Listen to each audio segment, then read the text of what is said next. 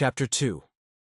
A blade, forged in shadow. Dax Solus didn't remember his parents. All he knew was the chaos of their absence, a burning freighter adrift in the void, the cries of panicked voices lost to vacuum, and the cold, armored hand of the Mandalorian who pulled him from the wreckage.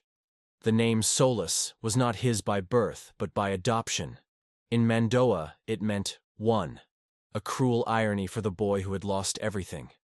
The Mandalorian who found him was an older warrior named Valen, a grizzled veteran who carried the heavy burden of his creed with unflinching discipline. Tor saw promise in the boy, despite his haunted eyes and silence that stretched for days. He brought Dax back to the covert, a hidden enclave deep beneath the ice-covered surface of Norak Fi. There, the boy was raised as a foundling, taught the ways of the Mandalorians, strength, honor, loyalty. But Dax was different. From an early age, he displayed an uncanny intuition. He could sense danger before it struck, predict the movements of prey during hunts, and even anticipate the teachings of his trainers before they spoke. The elders of the covert whispered of the Force, but they spoke of it with distrust and fear. The Mandalorian creed had no room for Jedi or Sith. Both were enemies to their people. By the time Dax reached his teenage years, his gift had become a curse. His clan began to ostracize him, uneasy with his growing powers. Valen, who had been like a father to him, turned cold, his voice laced with disappointment. "You've brought shame to our creed," Tor had said one frigid night, his voice cutting deeper than any blade. "The way of the Mandalore is strength through unity. Your power makes you a target, a weakness."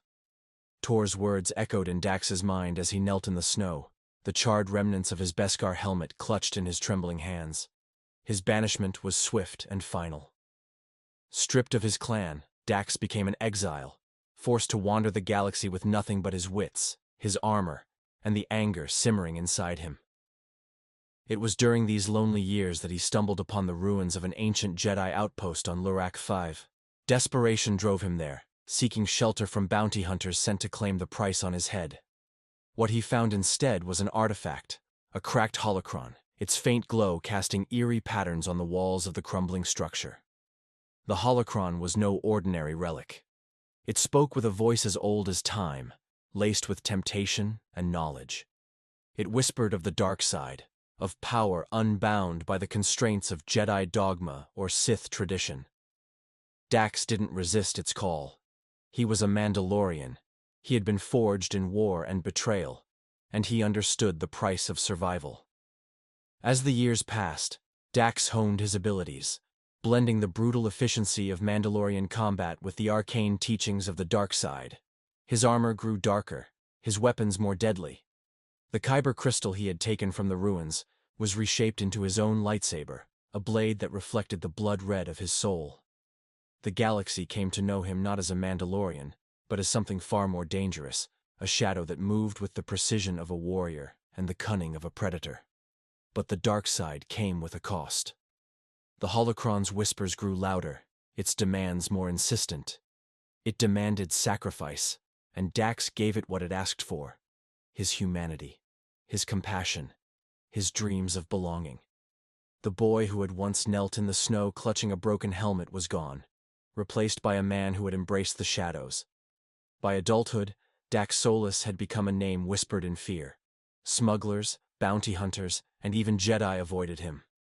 The Empire had crumbled, the galaxy thrown into chaos, but Dax thrived in the void. He took on contracts as a mercenary, hunting targets that no one else dared pursue. He crossed paths with Sith Lords and Jedi Knights alike, walking the razor's edge between the two. And yet, a part of him still longed for something more. A purpose, a connection. The whispers of the dark side could not fill the hollow ache within him.